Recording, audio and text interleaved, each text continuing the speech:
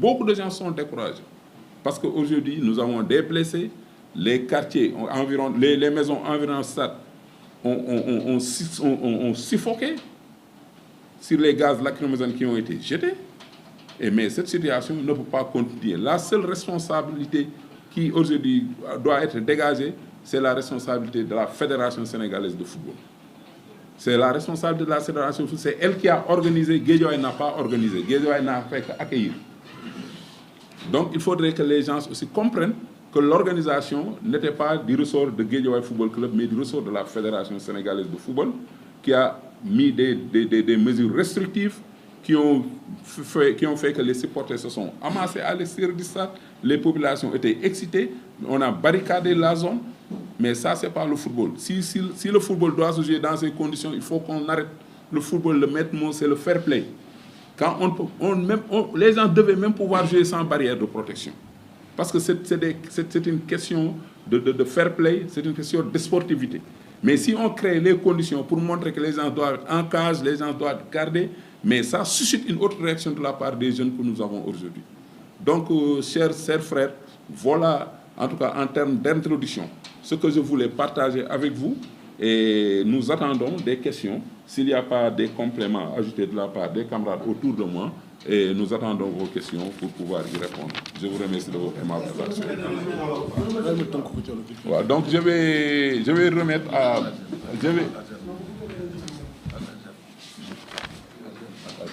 Donc je vais... ma jox Barési. waaw kon ko man pël la olof bi dafay des tuuti ma jox Barési moom mooy chargé de la communication, c'est le deuxième vice-président chargé de la communication moom mu tënk ko ci olof pour que nit ñi mën a man Mbaye Diagne Ndiaye premier vice-président chargé de l'administration du club.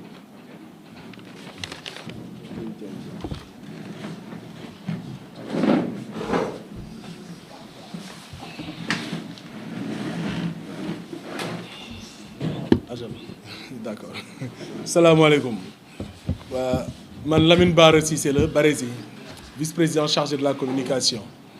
Donc ni ñu koy tënkee rek ci olof ginnaaw bi ñu leen santee gërëm leen di massawu ñi nga xam ni gaañu nañ fi massawu tamit sunu dëkkandoo yi nga xam ne fii ñoom lañ dëkkal ci Géejawaay lacrymogènes yi dugg seeni kër ñi nga xam ne am nañ ay oto yu fa toj. ak ñi nga xam ne gaañu nañ fi yëpp comme ni ko président Mbaye Ndiaye waxee ñoo ngi baalu àq ñëpp di masawu ñëpp ànd ak ñoom ci tiis bi ak naqar bi. li nit ñi war a xam nag mooy fédération sénégalaise de football ñoom ñoo organisé woon match bi nga xam ne moo am ci suñu diggante ak Jaraaf match coupe la. match bi comme ni ñu koy waxee laataa match bi am na lu xew ci biir match bi am nañu lu xew ci après match bi tamit am na luy waaj a xew li xew avant match bi wax nañ ko ci nasaraan.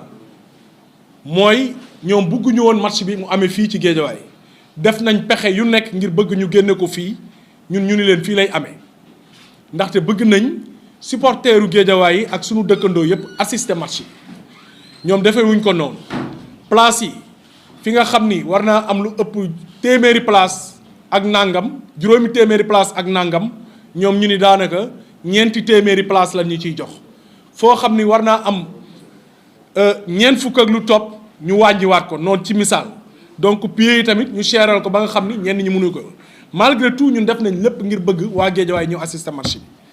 fédération yamuñu ci loolu ndaxte bi ñu limité place yi bëgg a yóbbu foofu ou autre chose ñoom tamit arbitre bi tamit bi mu ñëwee duñ ni am na ay erreurs yu am ndaxte penalty bi ñu sifflé am na lu ko sabab ndaxte am na koo xam ni moo jëloon ay xon ni da koy yóbbu ci kii ba. xeex ak ay am jour yi ni ko doo ko yóbbu mu jël ko ni da ko fay yóbbu ci loolu la coow amee ba coow la amee rouge na ci ñaari jour staffu Jaraaf yi ñoom doo dugg ci terrain bi ak leneen loolu bi loolu weesoo ñoom waa jaraaf toujours munoo ni jaraaf ku mu fubalal ak fu mu mënti dem waa jaraaf indi fa coow jaraaf bi mu demee Louga gis ngeen li fa xew jaraaf boo ko fekkee am na match bu mu fubal ak Pikine àggul jaraaf ak kan ak ñaari match àggul jaraaf Louga jaraaf Tëngéej jaraaf Agel jaraaf ñëwaat fii ci Géejawaay bi ñu fii ñëw gis ngeen ni ñun jàmm ak teraanga lañ leen ji mais ñoom ñoo dugg ci terrain bi ñoom ñoo njëkk ñoom même tribune couverte bi même ci loge bi ñoom ñoo fa sànni fumigène ba toj ay bopp ñoom ñoo fa sànni ay xeer loolu lépp am na loo xam ni photo yaa ngi fi journalistes yi gis nañu ko donc boo te nag jaraaf ku xuloo ak ñoom munoo xuloo ak ñëpp te ñëpp yow yaa leen di gagné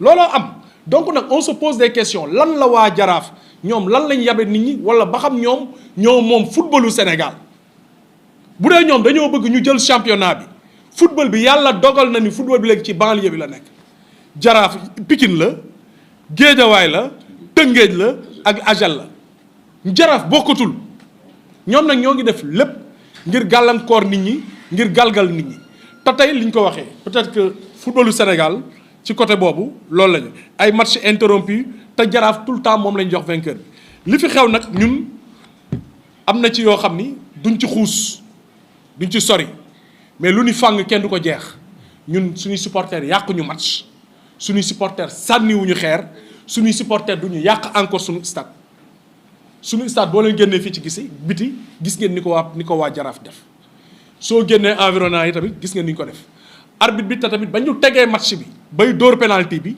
du booyi ñoo sànni lacrymogène la ñu sànni affaire bi ñu kii ko léegi nag dañu bëgg ñu xam ci dëkk bi dëkku yoon la ñu nekk sport la ñu woote jàmm ak salaam la ñu woote mënuñoo ñëw ñun ba fii ñu toll nii xeex Géejawaay ba nekk ñi ñu naan war nañ jël championnat war nañu jël coupe ñu fiy indi coow donc loolu daal la ñu bëgg tey population Sénégal bi ñi nga xam nekk nañ fi ak doomu Géejawaay ak sportif foo mënti nekk nga xam ni coow li lu mu mënti am ak lu ñu ci mënti yuuxu noonu la demee waa Médina ñoo fi ñëw tooñ ñu ba pare yàq ñu ba pare bëgg tamit dëkkal ñu fu ñu dëkkul loolu lañ fi kii di jéggaluwaat ñëpp di masawu encore li nga xam ni sunu directeur stade gis ngeen li ko xaw dóor nañ ko ba damm loxoom ñu koy masawu muy Ibou Dieng bañ ko defee ba pare ñu dem nit ñi Ibou Dieng moo xeex mu kii te wóor na yàlla image yaa ngi fi moom dóorul xeexul donc loolu ñun ñu xam ni Géejawaay fii ñoo bokk ndey ñoo bokk bàyyi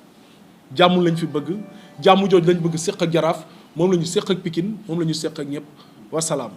Merci, chers amis, pour les questions qui ont été soulevées. Et nous essaierons autant que possible de faire pour quand même répondre d'une manière objective sur ces questions qui sont posées. Concernant la sanction du stade, je pense que nous sommes clairs là-dessus. Si le Guédiawaye Football Club ne reçoit plus ici, on ne va plus autoriser qu'un match officiel soit organisé ici à Ibrahima Boye. Ibrahima Boye est entre les mains de Guédiawaye Football Club. C'est un contrat qui nous lie avec la municipalité. Donc nous avons à la charge de donner le stade à qui nous voulons donner le stade pour qu'il organise. Maintenant, si nos structures internes, comme le district, veut organiser, on peut donner le district pour qu'il organise la petite catégorie. Mais toutes les compétitions fédérales, si on nous empêche d'organiser ici, nous allons lui donner l'autorisation à la fédération et à la Ligue de football de Dakar d'organiser un match ici à Ibrahima Boye. Ça, c'est clair. Il n'y a pas d'ambiguïté sur ma réponse. Oui, on va jouer. On va aller jouer à Thiès. Parce que, on va aller jouer à Thiès, ça c'est clair. On va aller jouer à Thiès. Maintenant, la deuxième question. C'est la réaction du peuple. Non, non, moi, situation qui pose TFM.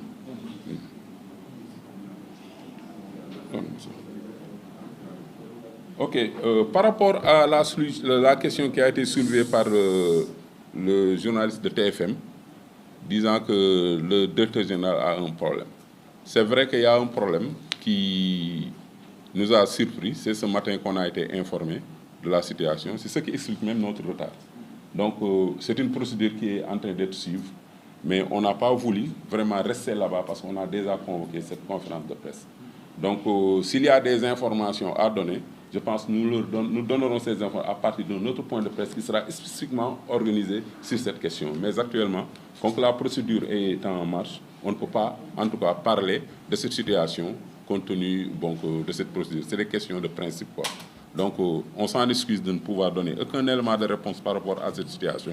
Mais retenez qu'après que cette procédure sera terminée, on va convoquer une conférence de presse pour parler de cette situation. Ça, c'est moi qui vous donne l'engagement. On va le faire. Parce que c'est une question à éclaircir. C'est un Sénégalais, un jeune qui se bat pour ce club. Il n'est pas question qu'on accepte qu'on salisse son nom.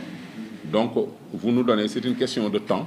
Permettez-nous que la gendarmerie termine cette procédure.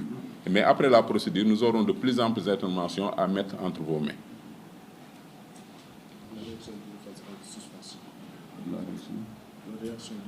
Oui, la réaction du club face à la suspension. Je pense que, comme le vice-président chargé de la communication l'a dit, hein, il a dit que nous sommes prêts à collaborer avec les instances pour empêcher la violence au niveau des stades. Mais cela ne veut pas dire que toute décision que la fédération aurait à prendre, nous allons l'accepter. Il y a des organes d'appel, il y a des organes qui sont là pour aujourd'hui, si nous ne sommes pas satisfaits d'y aller.